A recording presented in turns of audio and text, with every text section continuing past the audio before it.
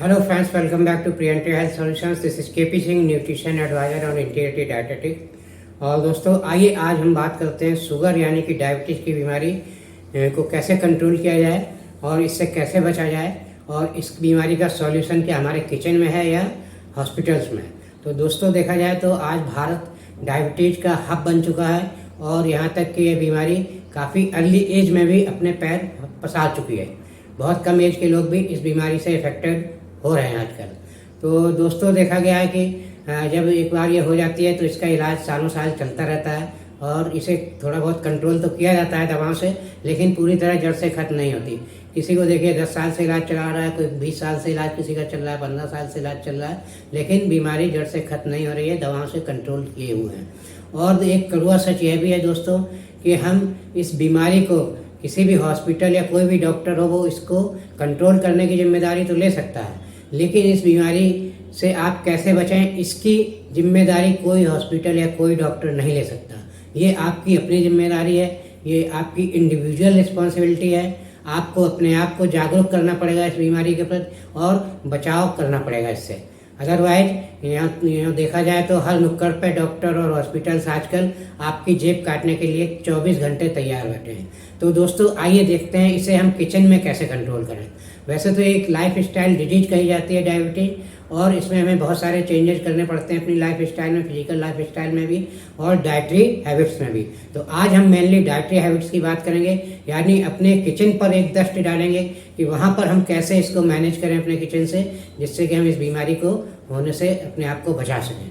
तो दोस्तों आइए देखते हैं किचन में जो मेनली खाद्य पदार्थ यूज होते हैं तो उनको अगर डिवाइड किया जाए न्यूट्रिशन के हिसाब से तो बेसिक 4 ग्रुप्स में सारे खाद्य पदार्थ न्यूट्रिशन के अनुसार बांटे जा सकते हैं। तो पहला ग्रुप है कार्बोहाइड्रेट्स ग्रुप।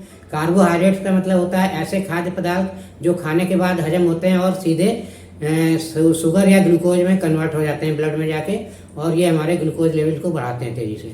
तो और ये ग्लूकोज जो है हमें एनर्जी प्रोड्यूस करने में काम आता है शरीर में, और इसी से हमें एनर्जी मिलती है। तो कार्बोहाइड्रेट हमें एक तरह से डायरेक्ट एनर्जी देते हैं, इंस्टेंट एनर्जी देते हैं, तो ये भी बहुत ज़रूरी है। और जो कुछ इंस्टेंट एनर्जी के बाद जो ग्लूकोज बचता है कन्वर्ट होने के बाद, एनर्जी में कन्वर्ट होने के बाद, वो ग्लाइकोजन के रूप में लीवर में इकट्ठा कर दिया जाता है। तो यहाँ पे मेन रोल होता है इंसुलिन हार्मोन का। वो हमारे ब्लड शुगर लेवल को ब्लड में कंट्रोल करता है और ग्लूकोज को सेल्स में भेजता है एनर्जी कन्वर्जन के लिए। लेकिन अगर हम कार्बोहाइड्रेट्स हैं 2 तरह के होते हैं। कुछ कार्बोहाइड्रेट्स बहुत तेज़ी से आपके शुगर लेवल को बढ़ाते हैं और कुछ कार्बोहाइड्रेट्स आपके शुगर लेवल को धीरे धीरे बढ़ाते हैं। तो जो कार्बोहाइड्रेट तेज़ी से शुगर को बढ़ाते हैं वो ठीक नहीं होते हैं और उन्हीं के कारण हमें आगे चल के डायबिटीज़ होती है, क्योंकि जब हम ये शुगर स्पाइक्स हमारे ब्लड में बहुत तेज़ी से बार बार होती हैं तो इंसुलिन रेजिस्टेंस पैदा हो जाता है और इंसुलिन शुगर को कंट्रोल करने में असमर्थ रहता है, यानी कि इसको एनर्जी में कन्वर्ट करवाने में सक्षम नहीं हो पाता है। तो ये टाइप 2 डायबिटीज़ का रूप ले लेती है बीमारी, और इस तरह से फिर हमें डायबिटीज़ से रिलेटेड प्रॉब्लम्स आने लगती है। तो दोस्तों यहाँ हमें क्या करना चाहिए, यहाँ हमें कार्बोहाइड्रेट ही एक ऐसा ग्रुप है जो हमारे डायबिटीज़ या शुगर हेल्थ को सबसे ज़्यादा प्रभावित करता है। तो इसमें हमें कॉम्प्लेक्स कार्बोहाइड्रेट लेना चाहिए जो धीरे धीरे शुगर बढ़ाते हैं।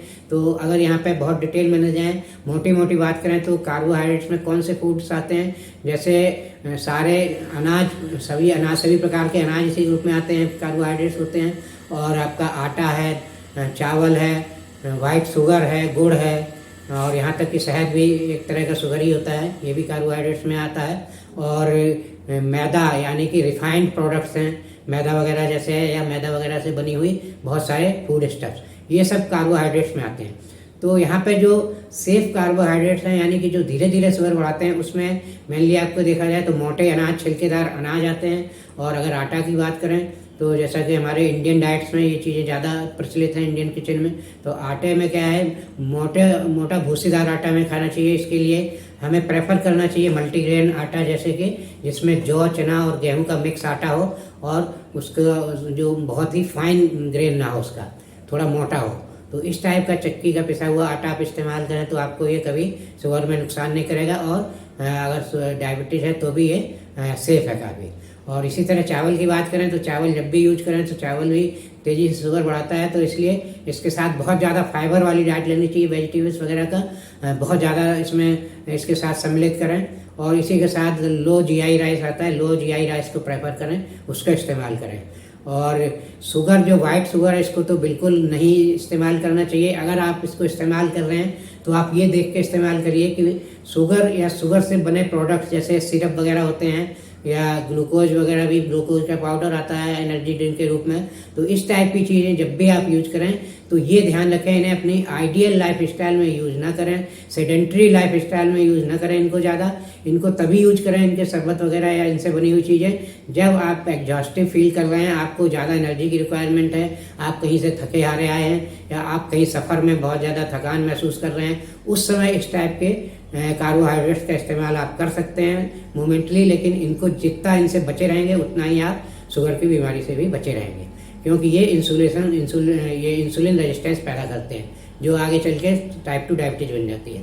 और दोस्तों इसी तरह देखा जाए दूसरा फूड ग्रुप, हर फूड ग्रुप कहीं ना कहीं शुगर की मेटाबॉलिज्म से रिलेटेड तो है, लेकिन ये कार्बोहाइड्रेट सबसे ज़्यादा रिलेटेड है। तो इसको हमें बहुत अच्छे से मैनेज करना चाहिए अपने किचन में। इसकी प्रिपरेशंस इस तरह की रखनी चाहिए जिससे हमारा शुगर लेवल बहुत तेज़ी से ना बढ़े। और दोस्तों दूसरा फूड ग्रुप है फैट्स का, यानी कि जिसमें हम घी और ऑयल वगैरह इस्तेमाल करते हैं। तो देखेंगे आप, कहने को तो है कि फैट्स का क्या रिलेशन है शुगर से, तो लेकिन इसका भी रिलेशन है दोस्तों, क्योंकि अगर आप फैट्स ठीक से नहीं खाते हैं, आप बहुत ज़्यादा फैट या ऑयल का इस्तेमाल करते हैं, तो ये क्या करता है, ये आपके मोटापे को बढ़ाता है। और जब मोटापा बढ़ता है तो ये टाइप 2 डायबिटीज़ के लिए जिम्मेदार हो सकता है।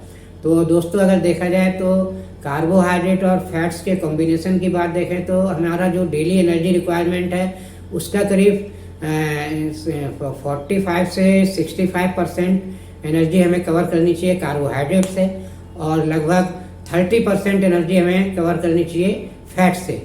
तो दूसरे रूप में देखें तो हमें कार्बोहाइड्रेट क्वांटिटी वाइज देखें तो लगभग इस रिक्वायरमेंट को पूरा करने के लिए करीब 225 से 325 ग्राम कार्बोहाइड्रेट पर डे लेना चाहिए, और जिसमें प्रेफर करें कि लो ग्लाइसेमिक इंडेक्स वाला, यानी कि मोटे अनाज या कॉम्प्लेक्स कार्बोहाइड्रेट जो धीरे धीरे शुगर को बढ़ाते हैं उनको लेना चाहिए। और फैट्स में जो 30% की बात की है, इसको अगर कैलकुलेट करें आप रफली, तो ये लगभग आपका आएगा 45 से 75 ग्राम से ज़्यादा डेली फैट का यूज ना करें, और जिसमें करीब 15 से 20 ग्राम आप सॉलिड फैट ले सकते हैं, सैचुरेटेड फैट जैसे कि घी वगैरह हैं, जमे हुए फैट 20-22 ग्राम से ज़्यादा नहीं लेने चाहिए। तो इस तरह से ये कार्बोहाइड्रेट और फैट का हमें बैलेंस रखना चाहिए अपने किचन में। और इसी के बाद तीसरा जो फूड ग्रुप है वो आता है आपका प्रोटीन का। अब प्रोटीन का भी आप कहेंगे इसका भी डायरेक्ट, ऐसे आप सोचेंगे कि प्रोटीन का डायरेक्ट शुगर से क्या रिलेशन, लेकिन दोस्तों प्रोटीन का भी इनडायरेक्ट रिलेशन है शुगर से, और जो कि बहुत इंपॉर्टेंट है, क्योंकि जैसा कि हम जानते हैं प्रोटीन हमारी इम्यूनिटी के लिए ज़रूरी है, और ये हमारे मसल्स वगैरह, बोन्स वगैरह के निर्माण में काम आती है, मतलब बॉडी बिल्डिंग ब्लॉक है एक तरह का ये। लेकिन इसी के साथ प्रोटीन हमारे बहुत सारे हार्मोन्स और एंजाइम्स भी बनाती है, और हम जानते हैं कि जो डायबिटीज़ की बीमारी है एक इंसुलिन हार्मोन की कमी के कारण होती है। तो अगर प्रोटीन का इनटेक आपका सफिशिएंट नहीं है तो हो सकता है आपका इंसुलिन का प्रोडक्शन भी इससे अफेक्टेड हो सकता है, और आपको टाइप 2 डायबिटीज़ आगे चल के डेवलप हो सकती है। तो दोस्तों इसलिए हमें प्रोटीन भी अपने डाइट में पूर्ण रखना चाहिए, अच्छी क्वालिटी का प्रोटीन। तो यहाँ पे अगर देखें तो करीब 30% एनर्जी हमें 15 से 20% एनर्जी प्रोटीन ग्रुप से लेनी चाहिए, प्रोटीन ग्रुप के फूड से। और इसे रफली अगर काउंट करें वेट के हिसाब से तो लगभग 40 से 50 ग्राम प्रोटीन एक एडल्ट को डेली लेना ही चाहिए। अगर इससे कम प्रोटीन आप ले रहे हैं, जैसा कि देखा गया है इंडिया में 85% से ज़्यादा लोगों में प्रोटीन की कमी है, डेफिशिएंसी है, तो ये एक ठीक सिचुएशन नहीं है। तो इसलिए अपने प्रोटीन रिक्वायरमेंट को भी पूरा कीजिए अपने किचन में। अगर आप वेजिटेरियन हैं तो प्रोटीन का ज़्यादा चैलेंज होता है, तो यहाँ सोयाबीन में बहुत प्रोटीन होता है। इसके अलावा आपका डेयरी प्रोडक्ट्स हैं, जैसे मिल्क है, दही है, पनीर है, इस टाइप की चीज़ें लीजिए। और अगर नॉन वेजिटेरियन हैं आप तो एग वगैरह ले सकते हैं, मीट है, चिकन है, इस टाइप की चीज़ें लीजिए, फिश वगैरह खाइए, इनसे आपको सफिशिएंट प्रोटीन मिलेगा। तो प्रोटीन का रिक्वायरमेंट भी पूरा होना चाहिए। तो ये भी हमें हेल्प करेगा कि हमें शुगर की बीमारी से हम बचे रहें। तो और हमारी इम्यूनिटी को भी इम्प्रूव करता है, और शुगर की बीमारी इम्यूनिटी से भी रिलेटेड है, क्योंकि जब इंसुलिन रेजिस्टेंस पैदा होता है हार्मोन के पर, तो ये एक इम्यूनिटी की प्रॉब्लम भी होती है। तो इस तरह से हम इम्यूनिटी को बरकरार रख के प्रोटीन की हेल्प से अपने शुगर की बीमारी से बचे रह सकते हैं। और जो दोस्तों ये 3 फूड ग्रुप हो गए, चौथा फूड ग्रुप होता है माइक्रो न्यूट्रिएंट्स का, जिसमें विटामिन एंड मिनरल्स आते हैं। इनका बहुत बड़ा रोल है हमारी इम्यूनिटी को मेंटेन करने में, और बहुत सारे बॉडी के मेटाबॉलिक फंक्शंस में ये काम आते हैं। और शुगर की बीमारी भी एक मेटाबॉलिक डिसफंक्शन है, मतलब मेटाबॉलिज्म जब ठीक से नहीं आपकी होती है, शुगर की मेटाबॉलिज्म या ग्लूकोज की मेटाबॉलिज्म, तभी शुगर की बीमारी डेवलप होती है। तो इसको कंट्रोल करने में हमारे ये विटामिन और मिनरल्स का बहुत बड़ा हाथ है, जिनको अक्सर हम नज़रअंदाज करते हैं। तो इनको बहुतायत से पाए जाते हैं ये आपके वेजिटेबल और फ्रूट्स में।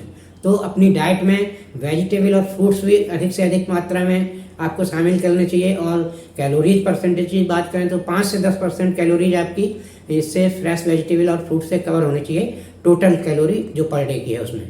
तो यहाँ पे अगर बाई वेट देखें तो लगभग आप 300 से 400 ग्राम या 450 ग्राम तक का फ्रूट्स और वेजिटेबल्स डेली लेना बहुत ज़रूरी है, अगर आपको इसका पूरा बेनिफिट लेना है माइक्रो न्यूट्रिएंट्स का। तो इस तरह से दोस्तों हमने देखा ये 4 फूड ग्रुप्स हैं। चारों फूड ग्रुप कहीं ना कहीं से डायरेक्टली और इनडायरेक्टली हमारे शुगर मेटाबॉलिज्म को अफेक्ट करते हैं, और उसे सुचारू रूप से चलाने में चारों का बैलेंस आवश्यक है। तो इस इन्फॉर्मेशन के साथ दोस्तों आशा है आप जो भी मैंने इन्फॉर्मेशन साथ शेयर की हैं, इनको आप अपने किचन में मेंटेन करेंगे अपनी डेली डाइट के लिए। और इस तरह से सिर्फ शुगर की बीमारी से ही नहीं, अन्य बहुत सारी बीमारियों से भी आप अपने आप को बचा सकते हैं। तो जैसा कि पहले ही हमने देखा, डायबिटीज़ का कंट्रोल तो दवाओं से किया जाता है, लेकिन इससे कैसे बचा जाए, इसका स्टेप कोई भी हॉस्पिटल या डॉक्टर इसके लिए आगे बढ़कर नहीं आता है। तो क्योंकि वो ज़्यादातर उनका कमर्शियल अप्रोच होता है, तो उनकी भी गलती नहीं है। ऑफ कोर्स गवर्नमेंट हमारी अवेयरनेस के लिए बहुत सारे प्रोग्राम चलाती है, लेकिन हम उन पर बिल्कुल ध्यान नहीं देते हैं। तो दोस्तों आशा है ये वीडियो आपको अच्छा लगा होगा। अच्छा लगा है तो लाइक करिए, शेयर करिए और इस इन्फॉर्मेशन का फ़ायदा उठाइए। अपने भारत को डायबिटीज का हब होने से बचाइए, अपने आप को शुगर की बीमारी से सुरक्षित रखिए। इसी के साथ दोस्तों thank you very much, see you in next video.